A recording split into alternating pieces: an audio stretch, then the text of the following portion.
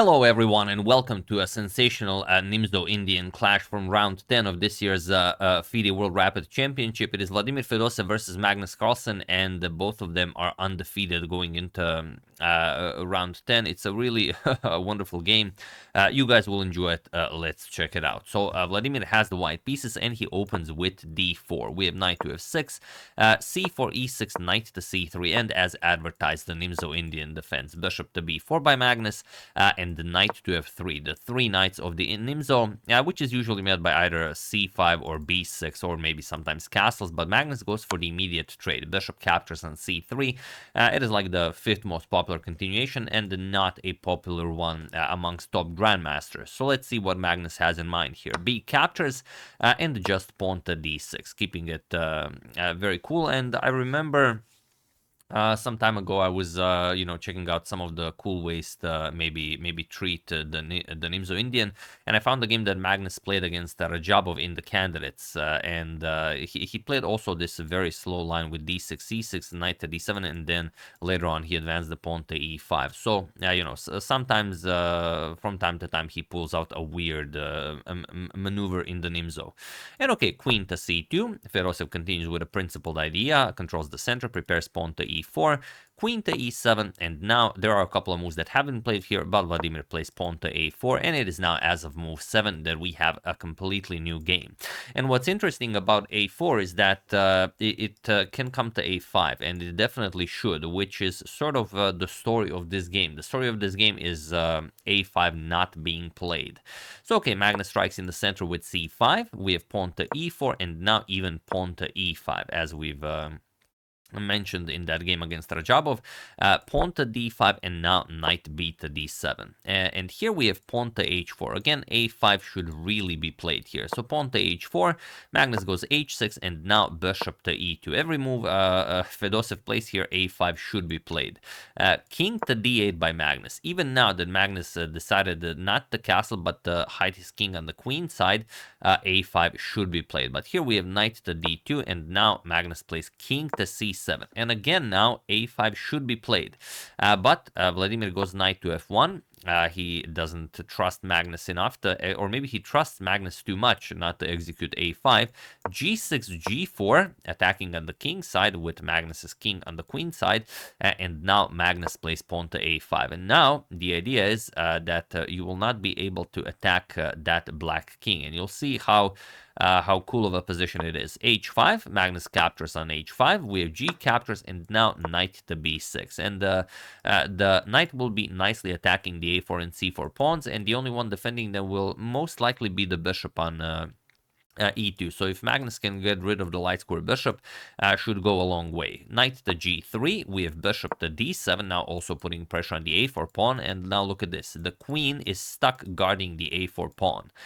Queen to b3, we have knight to e8, we have bishop to e3, and now knight to g7. And also, Fedoseev does have the bishop pair, but it's not a very impressive bishop pair. This bishop pair is stuck, this bishop is stuck guarding the c4 pawn, and this bishop pair, this bishop not really doing all that much, but it does put pressure on that h6 pawn, so at least something. We have king to d2, and now Magnus strikes with pawn to f5. We have e captures, knight captures, and now the way to treat this position is to trade on f5. The reason Vladimir decided not to do it is because then the bishop comes to f5, and the b1 square is covered, and you can't really put a rook on b1 and put pressure on the knight on b6. So he played a rook 8 to b1 instead.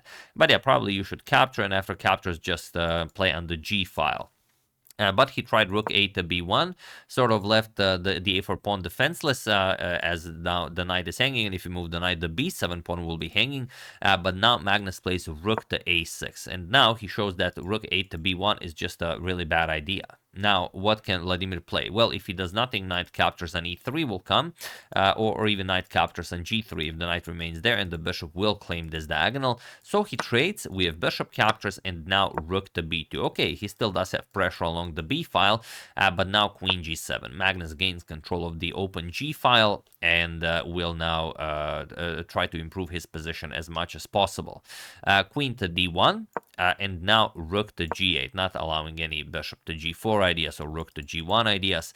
King to c1, and now queen to h7. Now the queen controls the same diagonal as the bishop, and you can also lift the rook if needed. Rook to a2, keeping the rook here to defend the pawn, so now the queen can move, and now knight to d7. Rook to b2, preventing rook to b6, and now knight to f6. We have rook to g1, and now Magnus trades. Rook captures, and now queen captures. Up until this point, this was not really an option as the a4 pawn was hanging, but now that Magnus moved his knight, Vladimir can trade off the rook. So here comes rook to a8. The only way to claim advantage is to claim the g file with the other rook. Pawn to f4. Now comes rook to g8, attacking the queen, queen h2, and now pawn to e4. Magnus closes down the center, makes the bishop pair absolutely useless, and now basically controls the queen side, the king side, and the center of the board. We have rook to b1, queen to d7 now, trying to trade off the bishop, and once you trade off the light square bishops, then the c4 pawn will become extremely weak. So here bishop to d1, Magnus offers a trade, now bishop to c2, and now queen to f5, going after the h5 pawn, which can no longer be defended. We have king to b2. Bishop captures on h5. We have rook to e1, and now pawn to b6. So now, little by little, it's time to improve the position. We have king to b3, rook to g6, and now queen to h1, putting pressure on that e4 pawn, so you can't really move the queen or the knight. Rook to g3. We have queen to h4, again putting pressure on the rook, but now rook to h3, queen back to f2, and now bishop to f3, just winning more space here, and now it's time to advance the past h pawn. Rook to g1, trying to get some rook to g7 action here, so knight to g4, just stopping that. Queen to e1, and now pawn to h5. We have bishop back to c1, and now rook to h2, and it's very, very difficult to find a move here for white. Queen to g3 was played sort of to put pressure on everything, but Magnus finds the very interesting bishop to e2 move, and the threat is just bishop captures on c4 check, followed by rook captures on c2, without a clear way to stop that. You can't really play rook to g2 because then just h4, queen has to move, and then you pick up the rook. So here, instead of this, rook to e1 was played, but now Magnus just goes for his original idea. Bishop captures, king captures, and the rook captures on c2. Queen to h4, trying to get queen to e7 check-in, and okay, some people considered offering a queen trade or even maybe knight to f6, but Magnus just goes for the cold-blooded king to d7, takes away the e7 square from the white queen, and while you could play queen to g5, it definitely is a move. You're down 2 pawns, so not the best. So bishop to e3 was played. Now comes rook back to g2. Now even preventing queen to g5, eliminating all of counterplay, because if you do this, then just a nice check by the knight picks up the queen. So here, queen to h1 was played, now rook to g3, threatening to pick up the bishop, bishop back to c1, and now knight to f6. The d5 pawn is the new weakness, so rook to d1, defending that, and now rook to d3. You could play e3, but Magnus doesn't want to give any chances, so rook captures, e captures, and now king to b5, sort of trying to use the king as an attacker, but just queen captures on d5, offering a queen trade, and of course you cannot oblige, you're down too much material. So queen h3 check, king to c7, and now pawn to c4, but this just means that the white king is now stuck on b5. So queen to c6 with check, king to a6, and pawn to b5 check, and he was in this position on move 57 that Vladimir Fedoseev resigned the game, as there is nothing more to be done here. Some say that he didn't resign here, that they just didn't register the moves, but it's mate on the next move, whatever you do. If you capture here, then queen to b6 is checkmate, and of course if you go up the board, then queen to b7 is checkmate. But yeah, brilliant stuff by Magnus.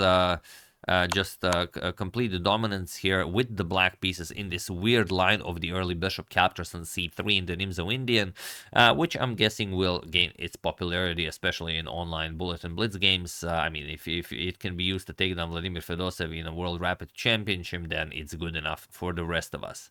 And this means that Magnus is now the sole leader, and let me just check out the pairings in the other games. Yeah, Magnus is the sole leader on 8 out of 10, followed by 5 people on 7.5 out of 10, Arjun Ergaisi, Yu Yangi, Vidit Gujarati, Puya Idani, and Dmitry Andreikin also on 7.5 out of 10.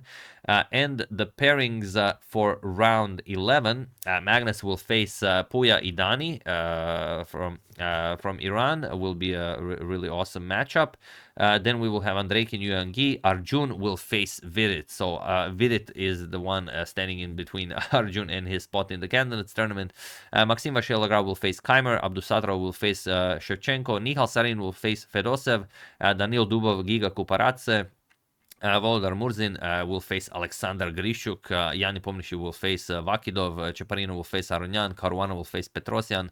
Svidler Matlakov, Predke Rapport, and so on and so on. We'll see what happens. But as Magnus is the sole leader, he is defending his title. Most likely we will be checking up on his game. But do use that hashtag suggestion, as I am planning to check them out most likely after the competition.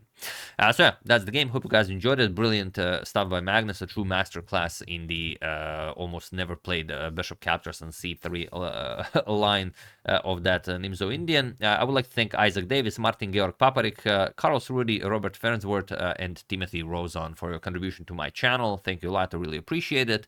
As usual, you can check 2 of my previous videos here. Thank you for watching, and I will see you soon, continuing to check up on your wonderful suggestions, but mostly covering the FIDE World Rapid Championship. Thank you all. I will see you soon, and have an excellent rest of your day.